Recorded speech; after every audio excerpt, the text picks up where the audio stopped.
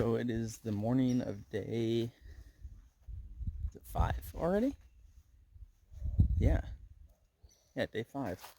And I'm about to head up Blood Mountain. The fog cleared sometime this morning after 3, which is great. I can still see some of it off in the distance, but should be nice views on Blood Mountain, which I'm looking forward to. And then it's down to Neal's Gap, so it's about 5 miles to Neal's Gap. I'm starting at I don't know where I'm at. And then I don't know where I'm going to go. There's a campsite about 9.5 miles away. But the terrain doesn't look too bad. Like, I don't know. We'll see how I feel. I'm starting, 4 hours earlier than I did yesterday. So I'd like to go further than 9 miles. But the shelter past that campsite isn't right on the trail. It's like a mile off the trail. And all the comments say that it's beautiful and has views and all this stuff, but I don't know if a shelter is worth taking a mile off trail to get to. So I know at the junction to get to that shelter, there's a couple of campsites. So that's probably what I'll end up doing. We'll see. I'll keep you updated. But so far, it looks beautiful. Looks like it's going to be a good morning.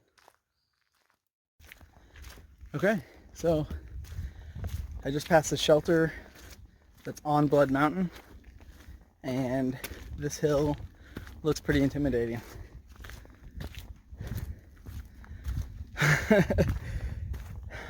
Shouldn't be a problem, but I'm gonna be sweating at the top. But couldn't be a better day. Slight breeze, cool weather, no fog. So I'll get some killer views at the top. Okay, so I'm almost to the top. I think I'm about a quarter mile, and it has not been as bad as I expected it to be. But there's been a lot of this rock stairs. This is actually a pretty mild section of it. Just before I started filming here, it was just vertical rocks and steps. So it's not been that bad. It's definitely a long climb, but it's not particularly steep. So I mean, I get why everyone freaks out about it. It's the first big mountain, and it is a pretty good climb. So I'm excited to get to the top. I'm gonna have some great views. So I didn't record audio at the beginning of this, but I heard something that sounded like a deer, and I was able to capture a little bit of it before it ran off.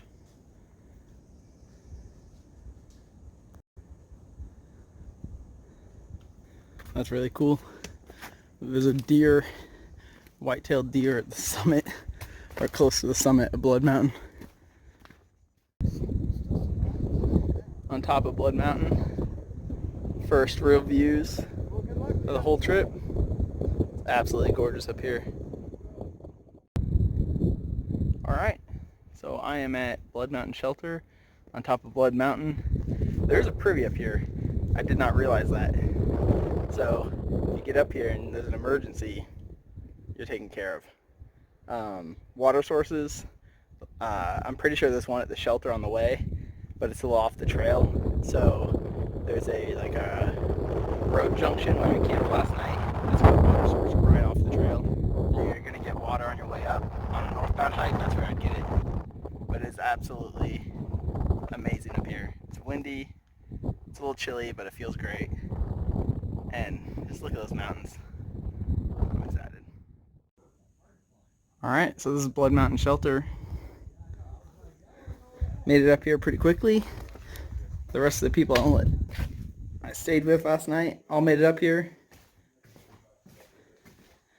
And I know this is something everyone films. Everyone's seen it. But I feel like I kind of had to. But yeah, there's a rock up here that you can climb on top of. Everyone's dumping their gear, climbing up on top of that. It's got some stellar views.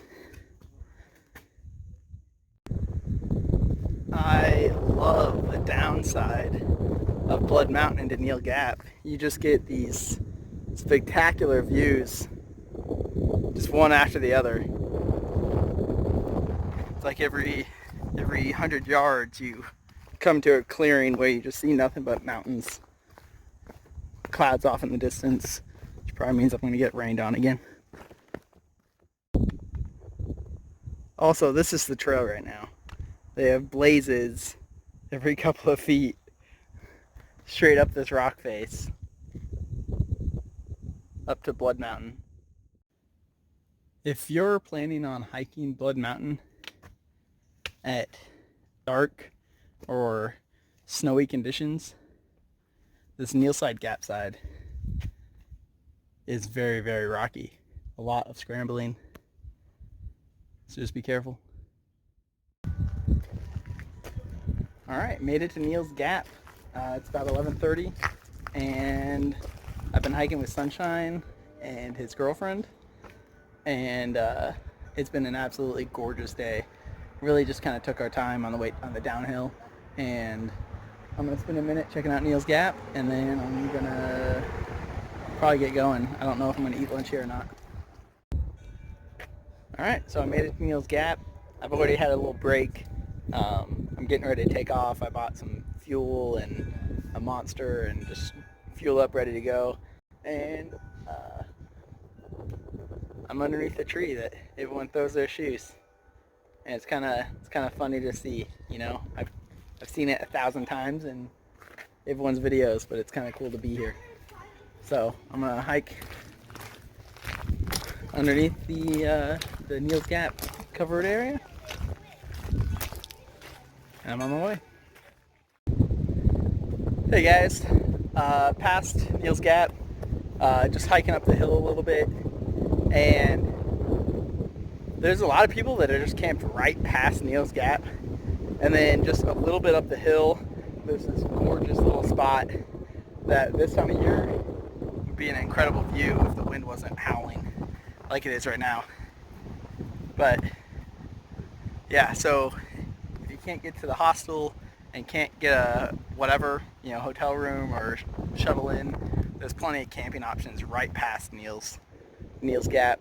And Neal's Gap, fully supplied. They had everything you could possibly want there, as far as a hiker goes. So the coronavirus hasn't struck them yet. So leaving Neal's Gap, it was kind of sad, It was, I was excited to get there. The people I was hiking with were really cool. But I think a couple of them, one hitched into town, so I don't know when I'll see him again, Roger. And then Sunshine got a hotel or a cabin or something. So I don't know if I'll see them again.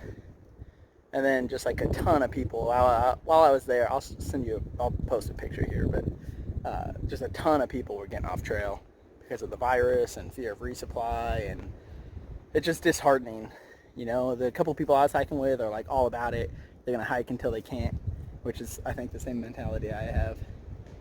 But it's been super fun, and I was kind of sad leaving Neal's Gap alone. And then I got to the top of this hill, and I've been hiking, and just like it mountains on both sides, and it's fucking amazing.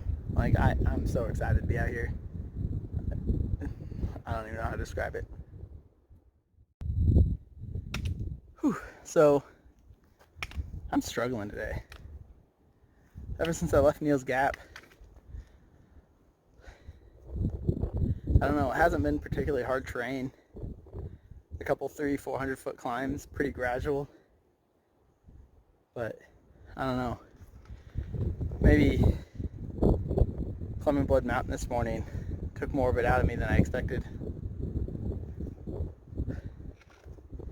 But I'm less than 2 miles away from where I'm going to go. I've been kind of taking it easy.